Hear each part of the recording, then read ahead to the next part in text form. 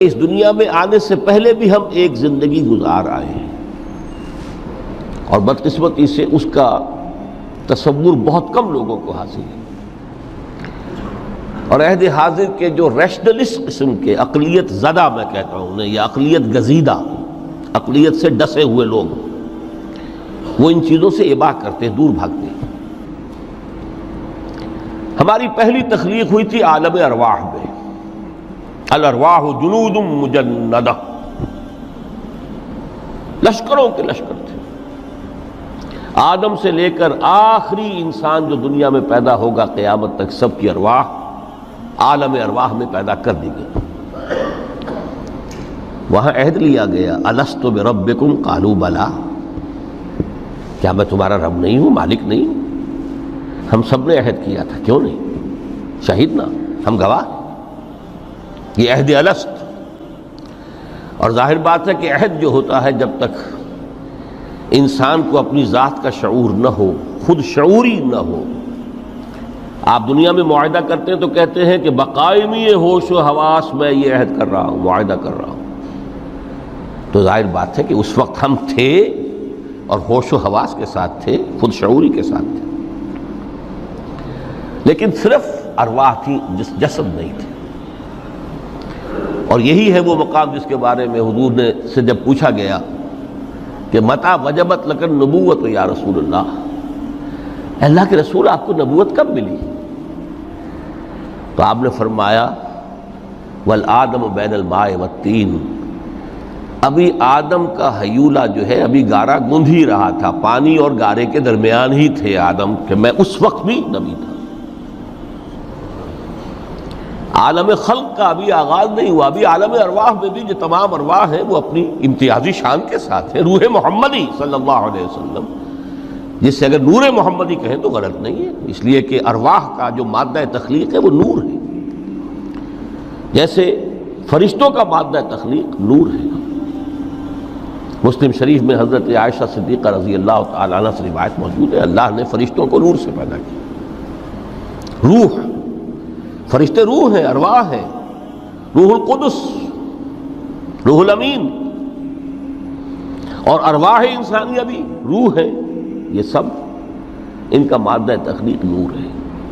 اس وقت ہم پیدا کیے گئے، صرف ارواح کی شکل میں ہم سے عہد لیا گیا اور پھر سلا دیا گیا۔ یہ پہلی موت تھی جو ہم پر وارد ہوئی ہے اس دنیا میں آنے سے پہلے،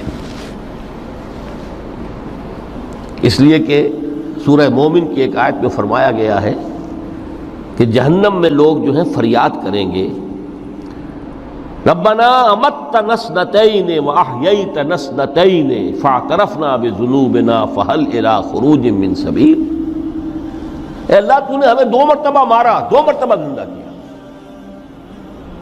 تو اب 1 مرتبہ اور صحیح، کہ یہاں سے نکلنے کا بھی کوئی راستہ ہے کہ نہیں؟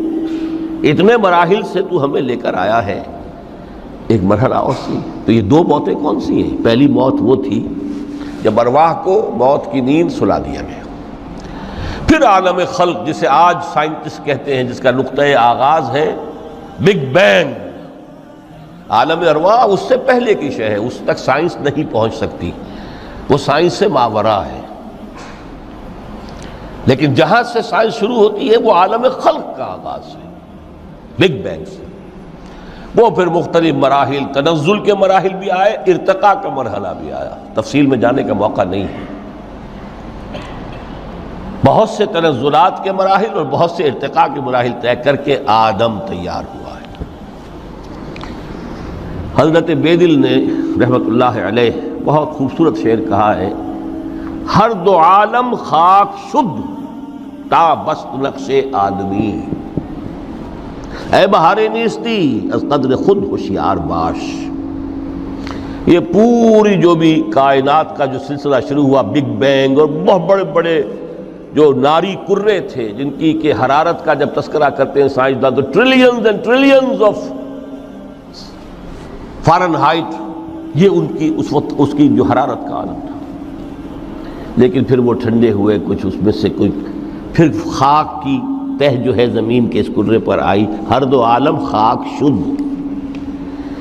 یہاں سے اب آدم کا حیولہ تیار ہوا، تا بست نقش آدمی، اس کے بعد ارتقائی مراحل ہیں، اور پھر آدم کی وہ روح جو کولڈ سٹوریج میں تھی جب وہ لا کر پھونکی گئی ہے، جسد آدم جو ہے وہ مسجود نہیں تھا، مسجود تو تب بنا ہے جبکہ اس میں روح آدم وہ لا کر پھونک دی گئی۔ فَإِذَا سَوَّيْتُهُ وَنَفَخْتُ فِيهِ مِن رُوحِي فَقَعُوا لَهُ سَاجِدِينَ۔ یہاں سے حیات دنیاوی کا آغاز ہو گیا۔ پھر وہ سلسلہ تناسل ہے، آدم اور حوا کی نسل میں سے ہر بچہ 4 ماہ کے بعد جب اس کا ایک حیولہ رحم مادر میں تیار ہو جاتا ہے، حدیث ہے متفق علیہ عبداللہ ابن مسعود سے رضی اللہ تعالی عنہ، اور جس کے اندر آغاز میں وہ کہتے ہیں کہ حضور نے ہمیں یہ بتایا وَهُوَ الصادق المصدوق، دیکھنا تم کہیں شک میں نہ پڑ جانا، محمد کون ہے؟ الصادق المصدوق، جو سچے ہیں، جن کی سچائی کی اللہ گواہی دیتا ہے، کہ رحم مادر میں 40 دن تم نطفے کی شکل میں ہوتے ہو، پھر 40 دن علقہ کی شکل میں ہوتے ہو، پھر 40 دن تو مضغہ کی شکل میں ہوتے ہو، پھر اللہ تعالیٰ فرشتے کو بھیجتا ہے جو اس میں روح پھونکتا ہے۔ وہی عمل جو آدم کے جسد حیولہ کے ساتھ ہوا تھا، ہر ابن آدم اور بنت آدم کے لیے وہی عمل ہے کہ جو رحم مادر میں 4 مہینے کے بعد دہرایا جاتا ہے۔ یہاں سے حیات دنیاوی شروع ہوئی، پھر موت، یہ دوسری موت ہے۔ اب پہلی موت تو وہ تھی، لیکن دوسری موت یہاں سیپریشن ہو جائے گی۔ جو زمین سے آیا تھا تخلیقی مادہ، وہ جسم میں گیا، جسم زمین میں گیا، گل سڑ کر ختم ہوا۔ جو وہاں سے روح آئی تھی وہ اس زمینی وجود کا جو لب لباب ہے، جان، نفس، اس کو لے کر اپنے ساتھ، اور وہ جائے گی عالم بالا کو۔ پھر یہ ایک وقفہ ہے، پھر بعث بعد الموت ہے۔ تو احیاء بھی 2 ہو گئے، ایک مرتبہ پہلی موت کے بعد زندہ کیا اس عالم میں، آنکھ کھلی اس عالم میں ہماری، یہ پہلا احیاء تھا۔ کیف تکفرون باللہ وکنتم امواتا فاحیاکم ثم یمیتکم ثم یحییکم ثم الیہ ترجعون۔ دوسرا احیاء وہ ہوگا قیامت کے دن، بعث بعد الموت، اور پھر اس کے بعد وہ زندگی ابدی زندگی ہے، ہمیشہ کی۔ یہ تصور سامنے رکھیے۔ تو یہ جو تھوڑا سا وقفہ، یہ تو زندگی بہت طویل ہے، تو اسے پیمانہ امروز و فردا سے نہ ناپ، جاویداں پیہم دماں، ہر دم جواں ہے زندگی۔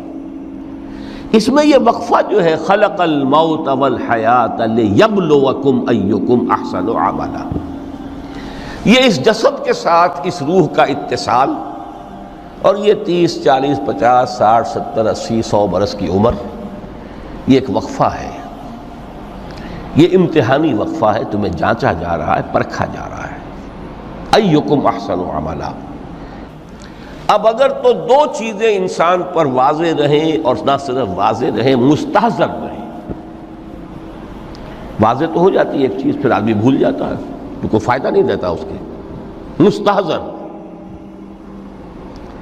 ایک یہ کہ اصل زندگی آخرت کی زندگی ہے، طویل ہے۔